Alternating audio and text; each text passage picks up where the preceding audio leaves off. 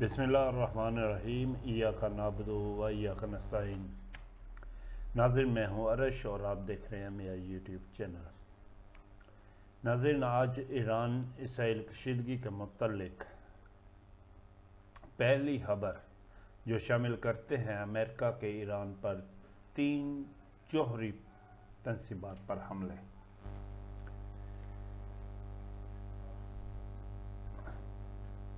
जिन पर अमेरिकी सदर डोनाल्ड ट्रंप ने कहा है कि अमेरिका ने ईरान में 3 जौहरी तंसीबात पर हमले मुकम्मल कर लिए हैं, जिनमें फर्दुनंस और अस्फहान शामिल हैं। अमेरिकी सदर डोनाल्ड ट्रंप ने social media platform truth social पर लिखा कि ये अमेरिका, इसराइल और दुनिया के लिए एक तारीखी लम्हा है। ईरान को अब इस जंग को ख़त्म करने पर रज़ामंद होना चाहिए। अमेरिकी सदर डोनाल्ड ट्रंप ने social media platform truth social पर लिखा कि अजीम अमेरिकी मुसल्लह अफवाज को मुबारक हो। दुनिया की कोई दूसरी फौज ऐसा नहीं कर सकती। अब अमन का वक्त है। इन्होंने कहा कि हमने ईरान के 3 जौहरी तंसीबात पर बहुत कामयाब हमला मुकम्मल कर लिया है। नंज और अस्फहान शामिल हैं। तमाम त्यारे अब ईरान की फ़ज़ाई हदूद से बाहर हैं। ट्रंप ने मज़ीद कहा कि फर्दू पर बमों का पूरा पेलोड गिराया गया था और तमाम त्यारे अमेरिका वापस जा रहे हैं।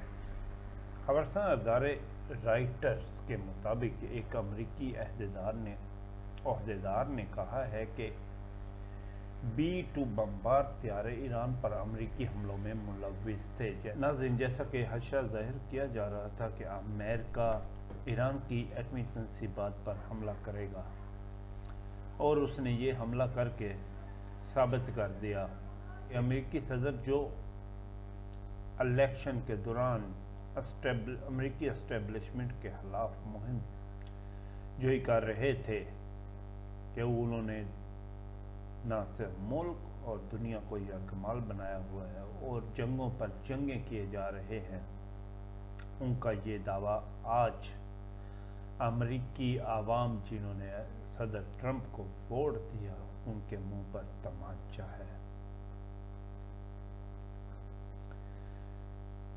क्योंकि सदर ट्रंप ने आज वो जंग शुरू कर दी है जो जंग शायद कोई और अमरीकी हकाम ईरान के खिलाफ ना कर सकते। आज सदर ट्रंप ने इसराइल के साथ जंग में शामिल होकर ये साबित कर दिया है कि इसराइल ही अमेरिका है और अमेरिका ही इसराइल है। इस हमले के बाद ईरान का दावा सामने आया है जिसमें उन्होंने कहा है कि ईरान पर अमरीकी हमले के बाद आउटसाइड तबकारी की सतह में इजाफा नहीं हुआ। इस हमले के बाद BBC के मुताबिक अक़वाम मुत्तहिदा के जौहरी निगरान अदारे इंटरनेशनल एटॉमिक एनर्जी एजेंसी ने कहा है कि अमरीकी हमलों में निशाना बनाए गए 3 ईरानी जौहरी मकामात पर ऑफसाइड तबकारी की सतह में कोई इजाफा नहीं हुआ। इसका मतलब ये है कि ईरान जो अमेरिका से भी आगे का सोच रहा है, इस वक्त ईरान ने इस हमले से पहले ही अपना तमाम जौहरी मवाद महफूज मकामात पर मुंतकिल कर दिया। इसके अलावा अमेरिका के इन हमलों के बाद दुनिया भर में एक तशवीश की लहर दौड़ गई। इस्तांबुल में OIC वज़राए हारजा की कौंसिल के इजलास में इसहाक डार ने खिताब करते हुए कहा कि ईरान के खिलाफ इसराइली जारहियत को शदीद اسرائیلی جارحیت کی شدید مذمت کرتے ہیں مشرق وسطی میں بڑھتی ہوئی کشیدگی پر تشویش ہے۔ نائب وزیر اعظم کا کہنا تھا کہ مذاکرات سے ہی ایران اور اسرائیل جنگ کا حل ممکن ہے۔ پاکستانی علاقائی امن و استحکام کے لیے تمام اقدامات کر رہا ہے۔ دوسری طرف سعودی جوہری ریگولیٹر نے امریکہ کے ایران کے جوہری تنصیبات پر حملے کے بعد اہم بیان جاری کر دیا ہے۔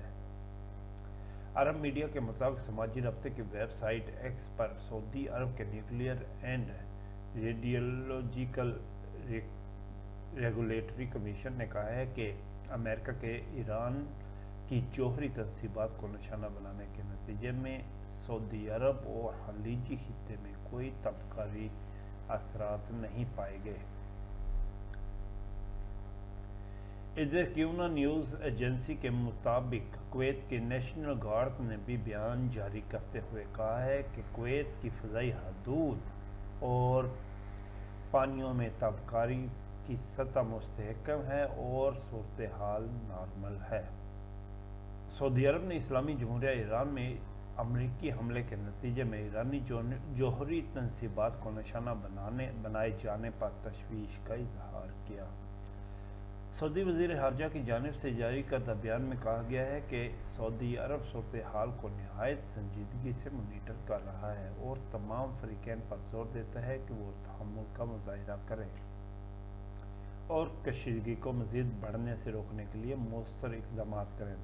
بیان میں مزید کہا گیا ہے کہ خطے میں امن و استحکام کو برقرار رکھنے کے لیے ضروری ہے کہ تمام ممالک خود پر قابو رکھیں اور ایسے اقدامات سے گریز کریں جو صورتحال کو مزید پیچیدہ بنا سکتے ہیں۔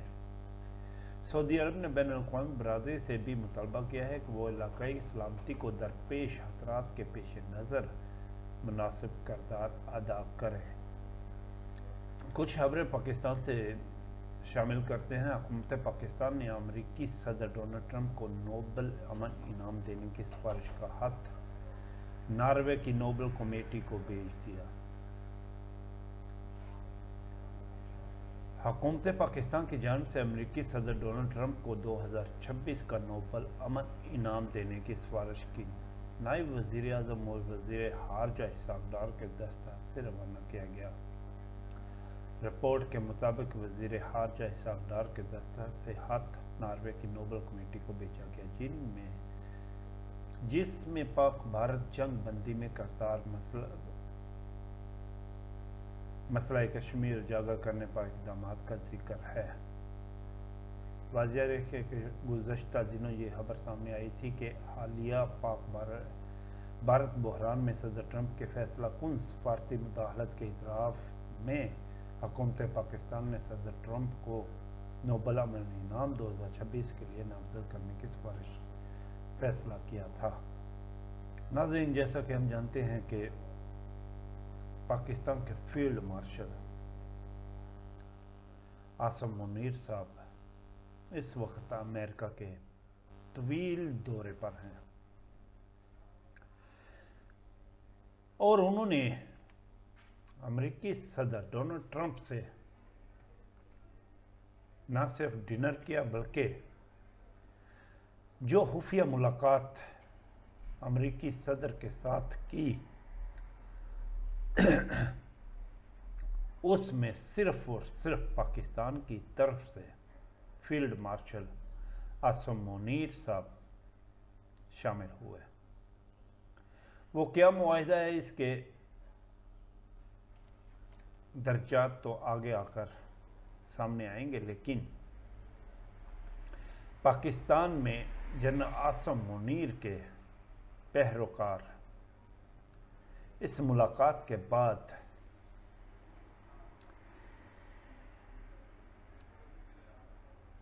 خوشیوں کا اظہار کر رہے ہیں، لیکن حقیقت تو یہ ہے کہ پاکستان کو دوسرے جرنیلوں کی طرح بیچا جا رہا ہے، جیسے مشرف، ایوب خان، ضیاء الحق، قمر جوید باجوہ اور اب یہ خود کو حافظ کہنے والے فیلڈ مارشل صاحب. جب پریس کانفرنس میں ڈونلڈ ٹرمپ سے سوال کیا گیا کہ کیا فیلڈ مارشل عاصم منیر صاحب سے ایران کے متعلق کوئی بات چیت ہوئی ہے، تو انہوں نے کہا یس، اور اس کے ساتھ ہی انہوں نے یہ بھی کہہ دیا کہ فیلڈ مارشل صاحب ان کی بات سے متفق ہیں. اس کا مطلب یہ ہے کہ پاکستان امریکہ کو نہ صرف ایران کے خلاف اڈے دینے جا رہا ہے، بلکہ اس جنگ میں حصہ دار شراکت دار بننے جا رہا ہے. ان جرنیلوں نے ہمیشہ سے اپنے مفادات کی خاطر پاکستان کی عوام اور پاکستان کو بیچا. اب تو نون لیگ کے وزراء بھی یہ کہنے پر مجبور ہو چکے ہیں کہ فیلڈ مارشل عاصم منیر صاحب پاکستان کے خلاف کام کر رہے ہیں. ناظرین، اگر فیلڈ مارشل صاحب پاکستان آ کر میڈیا کے سامنے آ کر جو معاہدہ ڈونلڈ ٹرمپ کے ساتھ کیا ہے اور جو شرائط رکھی ہیں وہ پارلیمنٹ میں آ کر عوام کے سامنے نہیں رکھتے، تو اس کا مطلب سیدھا سا ہے کہ پاکستان کو اسرائیل اور امریکہ کے ہاتھوں بیچ دیا گیا ہے. اور فیلڈ مارشل کے یہ اقدامات پاکستان کو تباہی کے دہانے پر لے جائیں گے. ایک طرف ہمارا ازلی دشمن ہندوستان، دوسری طرف ہمارا ازلی دشمن اسرائیل. اگر ایران کی سلامتی کو کوئی خطرہ درپیش آتا ہے تو یہ آگے جا کر پاکستان کی سلامتی کو خطرہ پیش آئے گا. ناظرین، ہم ہمیشہ سے ان جرنیلوں کے خلاف آواز صرف اور صرف اس لیے اٹھاتے آ رہے ہیں کہ ان جرنیلوں سے پاکستان کی بقا کی جنگ ہے ہماری. ان جرنیلوں نے ہمیشہ سے پاکستان کو بیچا، چاہے وہ افغان جنگ ہو یا چاہے وہ کشمیر کی جنگ، چاہے وہ کارگل کا واقعہ ہو، چاہے وہ یوکرین کی جنگ. ان کو اپنے مفادات ہمیشہ اولیے رہے ہیں. اب بات یہ ہے کہ وہ کیا خفیہ معاہدہ ہے جو general field marshal Asim Munir نے ڈونلڈ ٹرمپ کی میز پر کیا ہے. کیونکہ یہ لوگ اپنے اقتدار کو تول دینے کے لیے ایسے معاہدے کرتے آئے ہیں. یہ پاکستان کی بدقسمتی رہی ہے کہ پاکستان ہمیشہ ایسے غداروں سے گرا رہا ہے. ہم دعا کرتے ہیں کہ پاکستان کی باغدوڑ، پاکستان کی عوام کے مرشد پسندیدہ لیڈر عمران خان کے ہاتھ میں آئے تاکہ پاکستان کو ان بحرانوں سے نکال سکے. خدا حافظ۔